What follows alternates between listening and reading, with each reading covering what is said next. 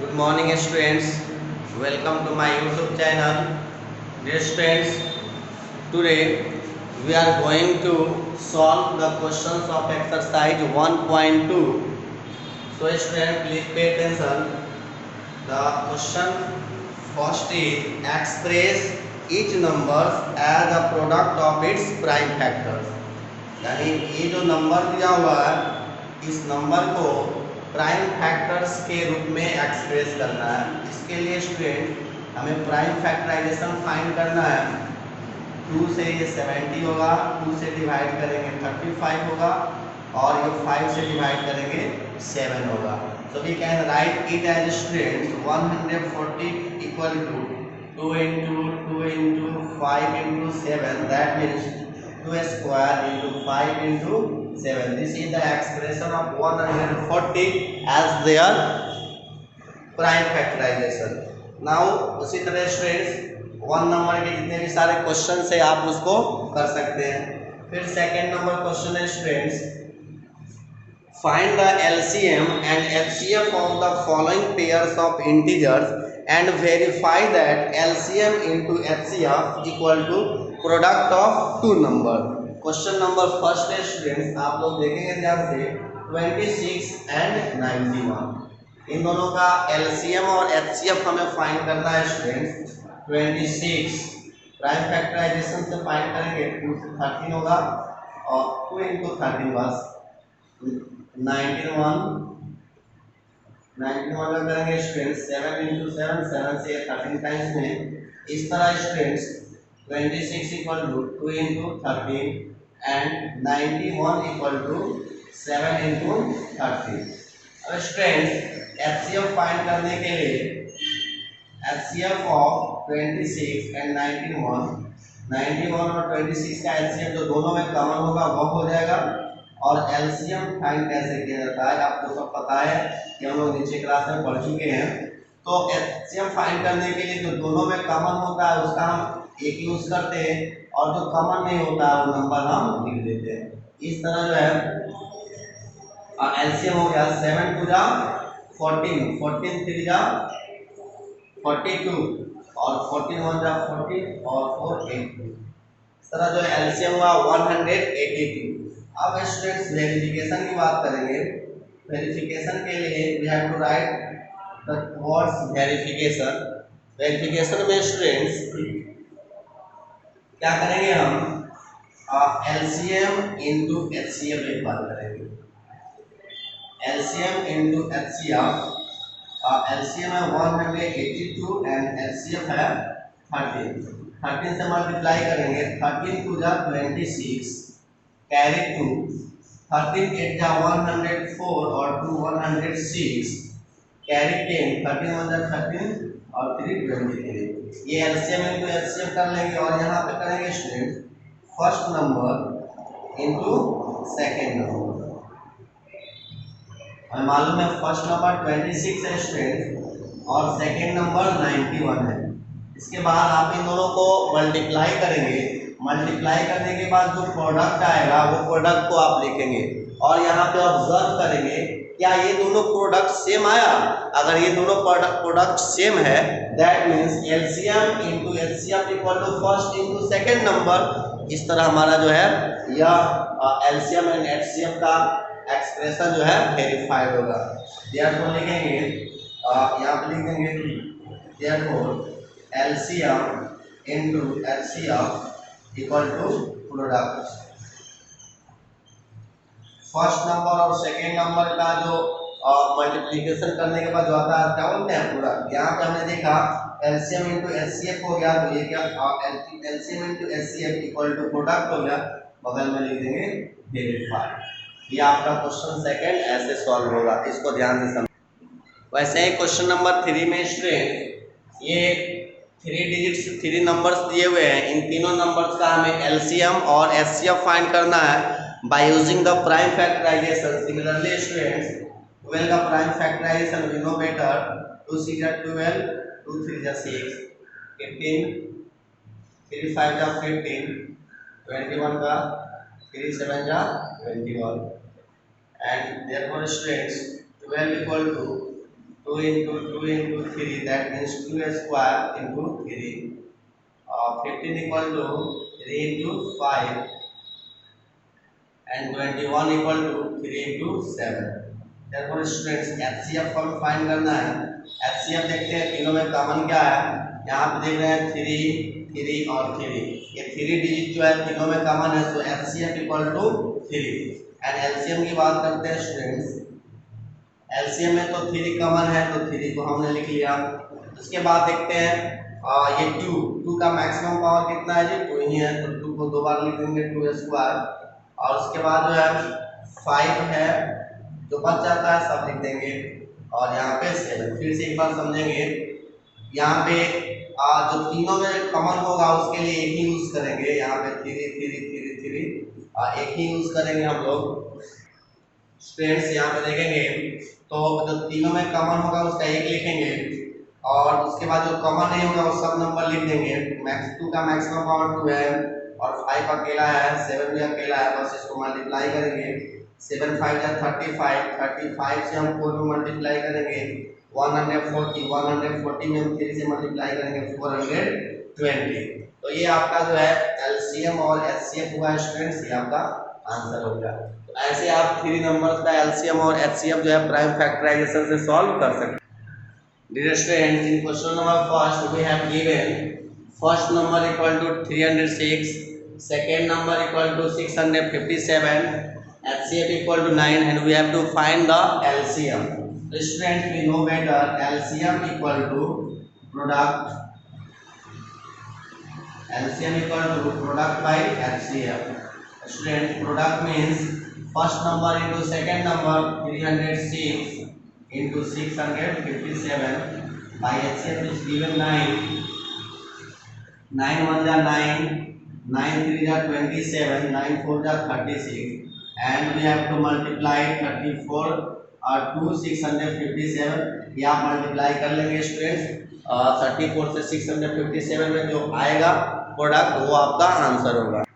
Dear students, the next important question 5 is check whether 6 raised to the power n can end with the digit 0 for any natural number n. Students show करना है क्या 6 का power n जो है 0 पे समाप्त हो सकता है कभी। तो देखते हैं, यानी 0 पे समाप्त होने का मतलब हो गया 6 का पावर 1 2 3 4 5 कुछ भी करेंगे तो क्या कोई ऐसा नंबर आएगा पावर को मल्टीप्लाई करने पे। कहने का मतलब स्टूडेंट्स 6 का पावर n जो है, यहाँ n के प्लेस पे 1 2 3 4 5 6 7 हम कुछ भी रखें और उसको सॉल्व करें तो क्या कोई ऐसा भी नंबर आएगा कि जिसके लास्ट में 0 हो। ये हमें शो करना है, वो हमें चेक करना है, शो नहीं करना, हमें चेक करना है। तो स्टूडेंट्स देखेंगे, एक्सप्लेनेशन देखेंगे स्टूडेंट्स इसका। Students, if 6 raised to the power n ends with the digit 0, ends with the digit 0, then it would be divisible by 5। Students, अगर 6 raise to the power n 0 पे and होता है, इसका मतलब वो 5 से डिविजिबल होगा, क्योंकि जिस नंबर के लास्ट में 0 आता है वो 5 से डिविजिबल है। इसका मतलब this means 6 raise to the power n contains 5 as this means 6 raised to the power 5 contains 5 as their primes, as their prime. But students, this is not possible. This is not possible because to the power n equal to 2 into 3 raised to the power n। यहाँ पे 6 raised to the power n का जब factorise किया गया तो देखा गया कि इसके प्राइम फैक्टराइजेशन में सिर्फ 2 और 3 है, 5 है ही नहीं। जब 5 नहीं है इसका मतलब जो है ये 5 से डिविजिबल नहीं है। जब ये 5 से डिविजिबल नहीं है इसका मतलब जो है 6 raise to the power n कोई ऐसा नंबर ही नहीं है जिसको सॉल्व करने पे इसके लास्ट में 0 आए। तो स्टूडेंट्स देखेंगे यहाँ से, students according to fundamental theorem of arithmetic, इसका मतलब हुआ कि 2 और 3 जो है 6 का यानी 6 raise to the power n का एक यूनिक फैक्टराइजेशन है, यानी 2 into 3 के अलावा कोई इसका और फैक्टराइजेशन हो ही नहीं सकता है। और according to fundamental theorem of arithmetic 6 raised to the power n is not divisible by 5, so we can say clearly it does not ends with 0 according to fundamental theorem of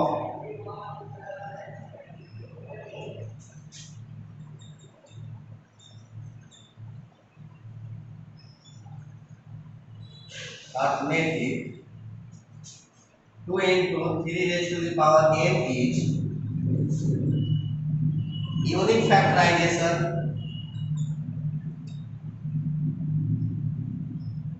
of 6 raised to the power n, that means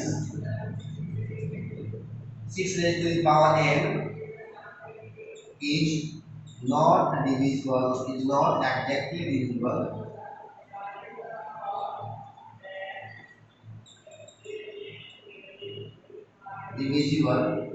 by 5,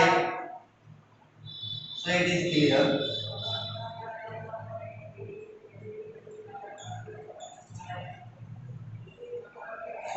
clear that 6 raised to the power n does not end with the digit 0, with the digit 0। ये आपका students language इसमें ज़्यादा लिखने होते हैं, एक बार अच्छे से समझोगे। क्वेश्चन था क्या, चेक करें 6 raise to the power n कभी 0 पे एंड हो सकता है। तो हमने सॉल्यूशन दिया, if 6 raise to the power n ends with the digit 0 then it would be divisible by 5। तो ये अगर ये 0 पे समाप्त होता है इसका मतलब ये 5 से डिविजिबल होगा। This 6 raised to the power n contains 5 as their prime and 6 raised to the power के प्राइम फैक्टराइजेशन में 5 सम्मिलित होना चाहिए जब ये 5 से डिविजिबल होगा तो। But this is not possible, लेकिन ये पॉसिबल है ही नहीं कि ये 6 के पावर n जो है 5 से डिविजिबल हो, क्योंकि इसके प्राइम फैक्टराइजेशन में 5 आता ही नहीं है। According to fundamental theorem of arithmetic 2 into 3 raised to the power n is unique factorization of 6 raised to the power n। Fundamental theorem के अकॉर्डिंग जो है ये जो प्राइम फैक्टराइजेशन है इसका यूनिक होगा, इसके अलावा कोई होगा ही नहीं। तो सो it is clear that 6 raised to the power n does not end with the digit 0। इस तरह जो है हम कह सकते हैं कि 6 raised to the power n जो है कभी भी जो है 0 पे एंड नहीं होता। चेक करेंगे 6 का पावर 1 6, 6 का पावर 2 36, 6 का पावर 3 216, ऐसे ही हम 4 5 6 7 8 9 10 रखते जाएंगे ना, तो इसका 1 से डिजिट यानी यूनिट डिजिट कभी भी 0 आता ही नहीं है। हमने यहाँ पे चेक कर दिया, ये आपका फाइनल सॉल्यूशन हुआ। Now the next question students, explain 7 into 11 into 13 plus 13 and 7 into 6 into 5 into 4 into 3 into 2 into 1 plus 5 are composite number. Explain करना है स्टूडेंट। तो सॉल्यूशन आप लोग देखेंगे 7 into 11 into 13 plus 13, ये एक्सप्लेन करना है, ये कंपोजिट नंबर है। तो स्टूडेंट्स यहाँ पे हम सॉल्व करेंगे, ये जो एक्सप्रेशन है 2 पार्ट में डिवाइडेड है, एक पार्ट में इतना है, एक पार्ट में अकेला 13 है, बट दोनों पार्ट में देखेंगे 13 है। तो 13 को अगर हम कॉमन ले लेते हैं तो बचा क्या 7 into 11 into 1 plus 1, 7 का 7, 13 का 13, सॉरी 7 का 7, 11 का 11 और 13 कॉमन ले लिए तो 1 और यहाँ +1 हो गया। इसको सॉल्व कर रहे हैं 13, 11 7 जा 77 +1, 13 इंटू 78। इसको प्राइम फैक्टराइज में कन्वर्ट कर रहे हैं तो 13 3 जा 39, 39 2 जा 78। तो यहाँ पे देखिए स्टूडेंट्स, यहाँ ये प्राइम नंबर है, ये भी प्राइम नंबर है, ये भी प्राइम नंबर है और ये भी प्राइम नंबर है। यानी इस नंबर को, इस एक्सप्रेशन को हमने जब सॉल्व किया तो हमें एक ऐसा एक्सप्रेशन प्राप्त हुआ जिसमें सिर्फ प्राइम नंबर है। तो क्या हम नहीं कह सकते हैं कि इसका जो प्रोडक्ट आएगा वो कंपोजिट होगा? According to fundamental theorem of arithmetics, हर एक कंपोजिट नंबर को प्राइम फैक्टराइजेशन के रूप में एक्सप्रेस कर सकते हैं। तो ये प्राइम फैक्टराइजेशन का एक्सप्रेशन है, तो उसके अकॉर्डिंग हम कह सकते हैं कि इसका प्रोडक्ट जो है वो कंपोजिट नंबर होगा। So it is clear that according to fundamental theorem of arithmetics, fundamental theorem of arithmetic, it is clear that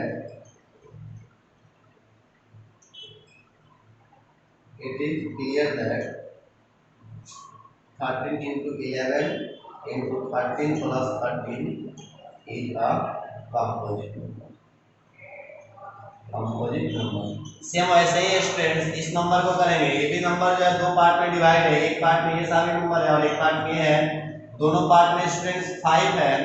फिर उसको जो एक अलग सॉल्व करेंगे इसी तरह।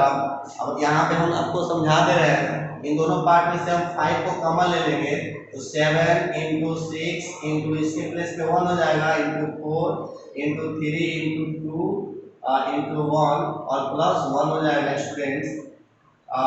5 इंटू इसको इतना मल्टीप्लाई करके इतना ऐड करोगे तो शायद जो है 1009 आएगा, शायद मे भी हो सकता है कि दूसरा भी आ सकते हैं, लेकिन एक बार चेक करेंगे। तो स्टूडेंट्स ये आया 5 इंटू 1009 को हम एक्सप्रेस नहीं कर सकते हैं बिकॉज ये ऑलरेडी जो है प्राइम नंबर है। तो यहाँ पर भी देखा कि ये इसको जब हमने एक्सप्रेस किया तो प्रोडक्ट ऑफ प्राइम्स नंबर मिला, ये भी प्राइम्स है और ये भी प्राइम्स है, तो ये प्रोडक्ट ऑफ प्राइम्स है। तो it is clear that according to fundamental theorem of arithmetic ये वाला नंबर जो है ये कंपोजिट नंबर का एक्सप्रेशन है। तो ये वाला लैंग्वेज जो यहाँ पे लिखा गया है, ये वाला लैंग्वेज जो है इसके लिए भी लिख लेंगे according to fundamental theorem of arithmetic it is clear that इतना इज अ कंपोजिट नंबर। ये जिस तरह सॉल्व अलग किया गया इसके नीचे जो है इसको भी वैसे ही आपको सॉल्व कर लेना है। इस तरह एक्सरसाइज आपका कंप्लीट होता है स्टूडेंट्स। Thank you. लास्ट में हम आपको ये बोलना चाहेंगे प्लीज़ जो है subscribe my YouTube channel and हो सके तो इसको शेयर भी करें, जितना हो सके उतना शेयर करें। Thank you.